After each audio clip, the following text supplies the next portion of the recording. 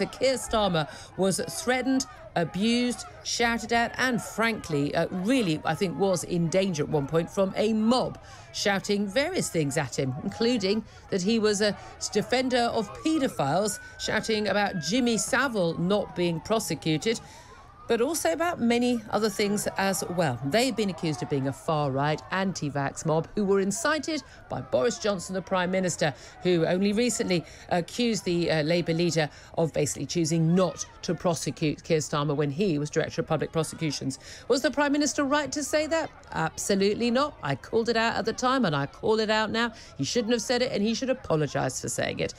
Was that mob incited by what Boris Johnson had to say? Of course they weren't. They were the usual renter-mob of protesters, anti-vaxxers, often with likes of Piers Corbyn. Last time I looked, he was far left, not far right. They've shouted paedophile defender and goodness knows what at many, many different people coming out of Parliament, not just Sir Keir Starmer.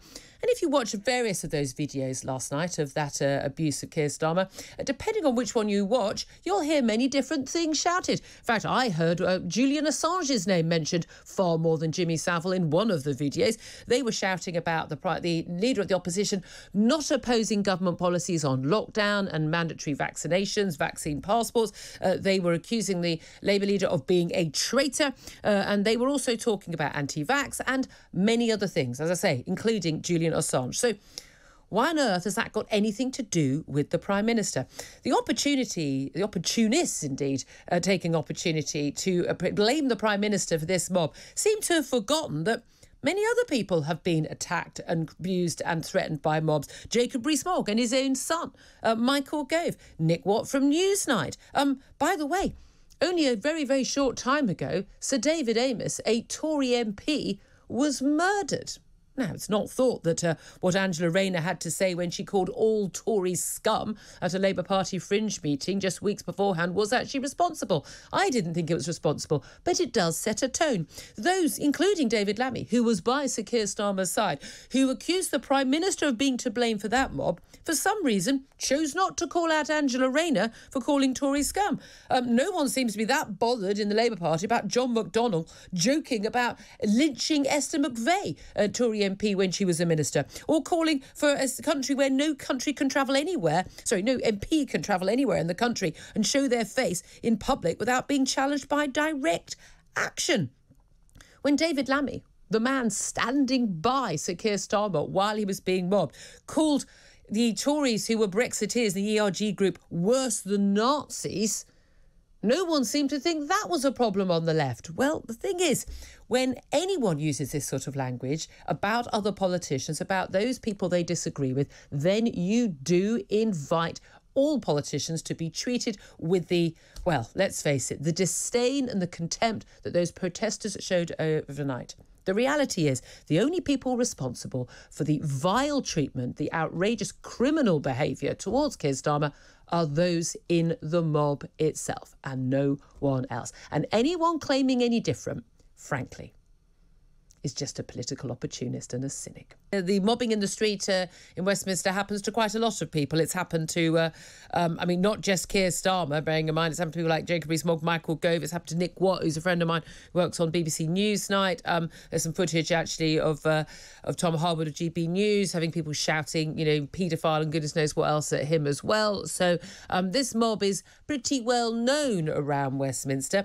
Last night, the criticism came thick and fast, including not just from Labour MPs, David Lammy, who was with Keir Starmer when he was attacked, but also Julian Smith, the former Tory chief whip, who called on the Prime Minister to withdraw the false Savile slurs. The blame was clearly being put on the shoulders of the Prime Minister.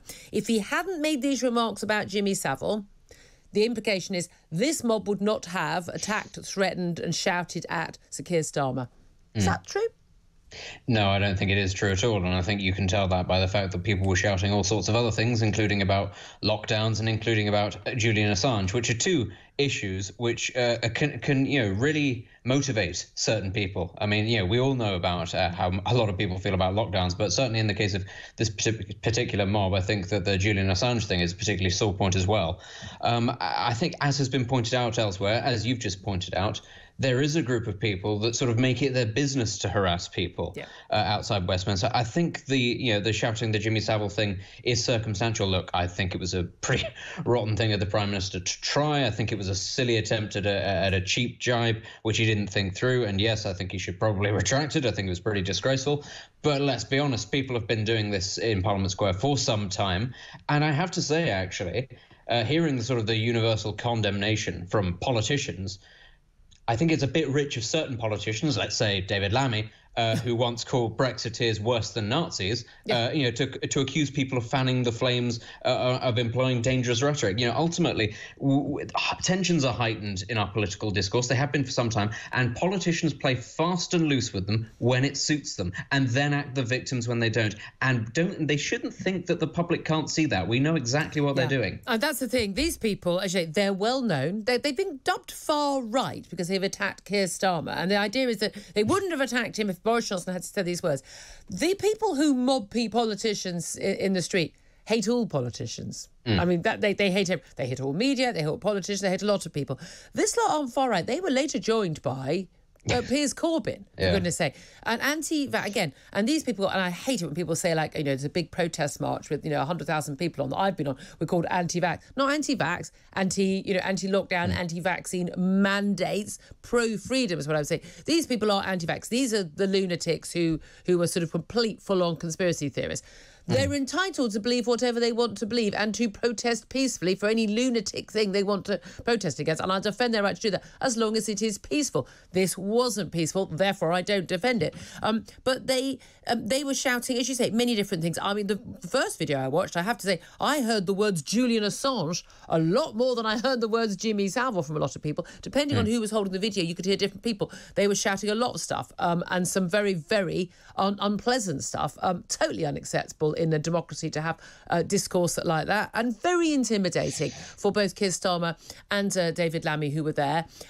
Although I have to say, I mean, again, for a far-right mob, which apparently they were called, it was amazing how often you did not hear at all a single racial slur, because I thought the far-right were distinguished by the fact they were nasty little racist people, and yet there was a black man there who at no point received any racial abuse. Thank God he didn't. But I think that tells you that it wasn't a far-right mob as well. Yeah. So it was far left. They were shouting about everything and anything. And it's a bit rich, the idea that Boris Johnson using this, I mean, a blatant lie against Keir Starmer, totally unacceptable. I called it out the moment he did it. I've said I think he's unfit for government. I think it's him not apologising for it isn't good enough. He shouldn't have said it, and it shows such misjudgment. And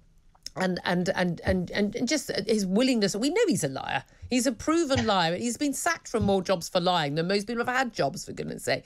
But I call it as I see it, and I criticise anyone who I think has done wrong. I'm an equal opportunities critic, and one of the reasons I hope people listen to my show is you're not going to get partisan, well, I'm just going to defend Boris Johnson. I have said I don't think that he is fit to remain in public office as a result of his attitude towards the law, him and his team being above the law during lockdown. Simple as that. I don't like hypocrisy. I don't like people thinking they're above the law. I think he should go. I've made that very clear.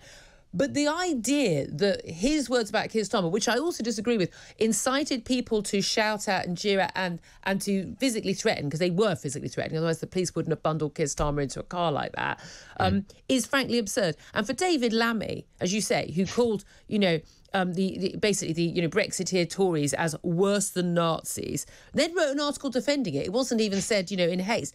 And I mean, he Angela Rayner called all Tories scum. Now, I do not recall Chris Bryant, the Labour MP who goes on television to bleat about every single topic. He talked about, and he tweeted last night, about political poison has an effect.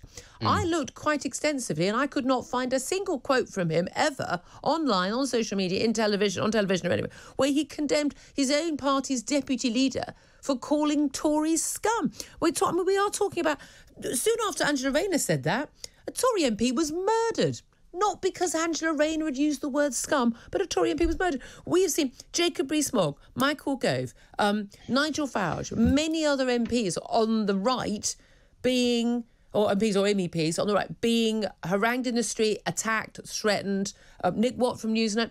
You do not hear the same outrage on the left when it is someone they disagree with. Then you don't hear the outrage when John McDonnell jokes about people lynching Esther McVey when she was a minister and calling for no MP to be able to travel anywhere in the country and show their face in public without being challenged by direct action.